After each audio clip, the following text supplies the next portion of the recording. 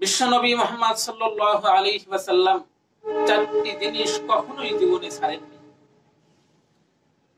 যেমন হযরতে হাফসা রাদিয়াল্লাহু আনহা থেকে বর্ণিত, আন হাফসা রাদিয়াল্লাহু আনহা قالت আরবাউন লাম ইয়াকুন ইয়াদাহুন্না নবী সাল্লাল্লাহু আলাইহি ওয়াসাল্লাম, আল্লাহর নবী চারটি জিনিস কখনো ছাড়েননি। তার ভিতর থেকে একটি হলো সিয়াম ইয়ামে আশুরা, আশুরার দিনের রোজা।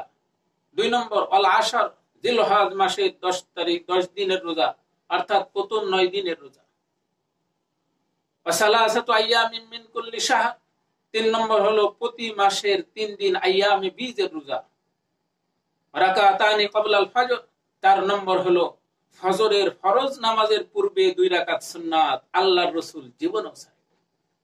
আমরা নবীর উম্মত, আমাদের উচিত নবী যেইগুলো জীবনে কখনো ছাড়েননি এই আমলগুলো যেন আমরাও আমাদের জীবনের সঙ্গী হিসেবে বানাই নিতে পারি, আমাদের জীবনের থেকেও যেন